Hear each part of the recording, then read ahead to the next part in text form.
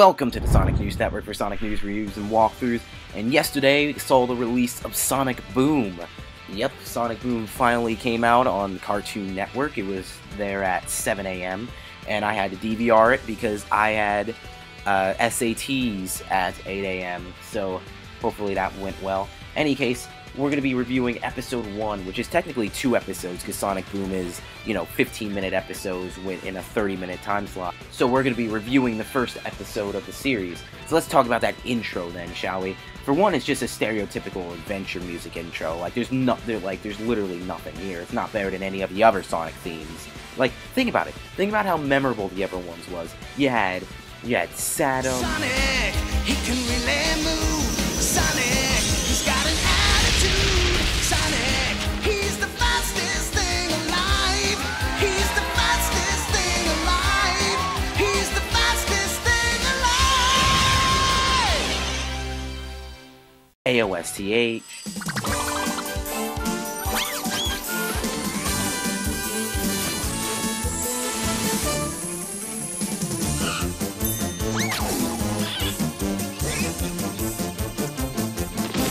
Sonic Underground. Sonic Underground. Sonic Underground. They made a vow their mother will be found. Even Sonic X. Gotta go fast. Gotta go fast. Gotta go fast, too fast, too fast, faster, faster. And yet this one's just, bland music. I get that it's trying to be short and sweet, well, short and painful, but it doesn't even say the word Sonic Boom. Come on, there's not even any, at least you could put some personality into it. But they do one thing right. They justify Knuckles' new design, because basically Knuckles punches the ground and a mountain explodes, and that is what I'm talking about. Knuckles needs to be punching mountains. He needs to be shaking an earthquake. Then let's move on to the title cards. And the title cards are basically the least amount of effort that ever was putting into the show. So basically what they do is they take a screenshot later in the episode, and then they put a whole bunch of text on it. So, yeah, nice job there, guys. Sure, you can say the likes of Saturn had the same title card with just the text changing, but at least that had a lot of effort put into it, rather than just do something that could take any user about 5 seconds to do. Now, let's talk about the Sidekick, the first one. Now, I already criticized the beginning of this episode because this is the one that they used for the sneak peek, so I'm not really going to go over all the stuff that was wrong with that again. But then we have Tails getting shot down, and Sonic acts really concerned for Tails' health. Now, most people would say this is a bonding moment between Sonic and Tails, but it seems out of place when Tails was most likely is going to get hurt later on in the series. Come on, just look at the opening intro. There's definitely going to be some more, slapstick comedy, so this kind of seems a little bit of a forced overreaction, especially when Sonic then forces Tails into retirement, which is just excessive, because Tails seems pretty fine. He actually gets hurt in the later episode more, but we'll talk about that later. In any case, the whole point about retirement counteracts a touching moment, because Tails is visibly fine, especially to the audience, but Sonic wants anyone else for the job, and he wants to make sure in an almost sinister way that Tails does not become his sidekick again. Basically, listen to this voice clip and you'll see what I mean. And now we're gonna make sure Tails stays retired.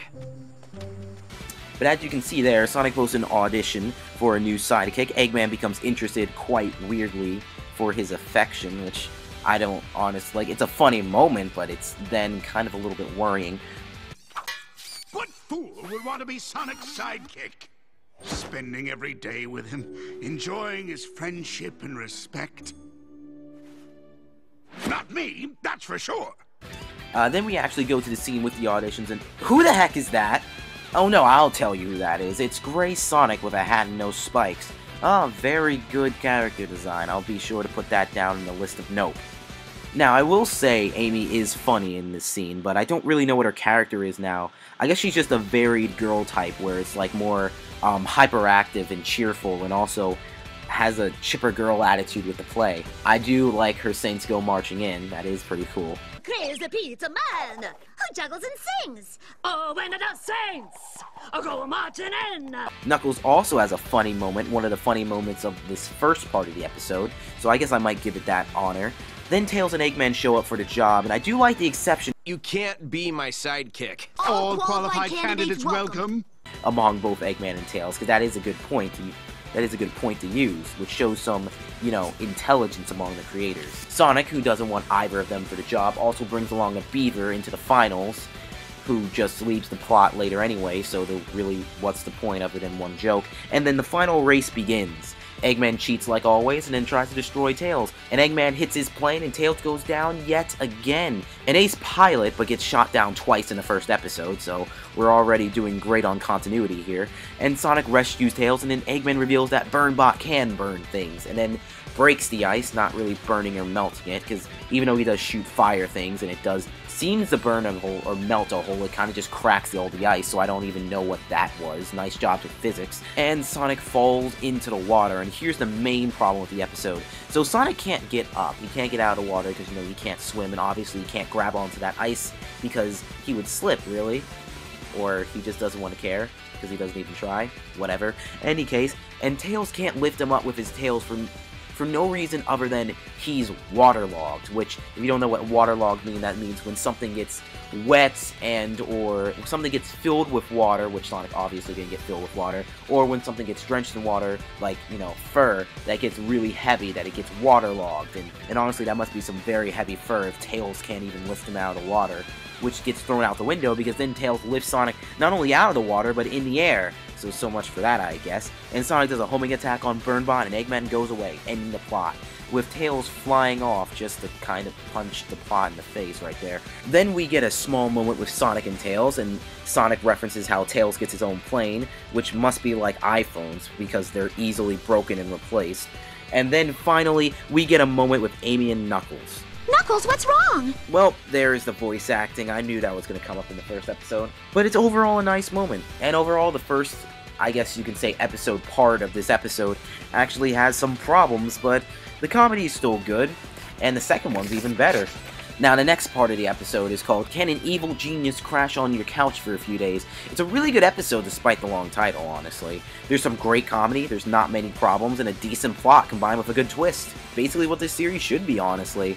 There's really not much to say other than Styx is still bad, which is kind of thorn in the side, because she has an annoying voice and then keeps saying man all the time. Hopefully that doesn't become... It's all some evil plot, man! You are a little kid. It's stage 2 of his evil plot, man! What a kid! She does have one good line. I knew you were coming, but you will never obliterate Styx, because Styx is unobliterate me! You can't kill me. Overall, the first episode of Sonic Boom has some high points and some low points. But I'm eager to see the next episode next week and the game coming out in 2 days! And I also wanted to plug in the music. The music was alright. This game just seems to be a lot of just alright things. A lot of it's repetitive. It's like mainly, it feels, I know it's longer than 30 seconds, but it feels like 30-second loops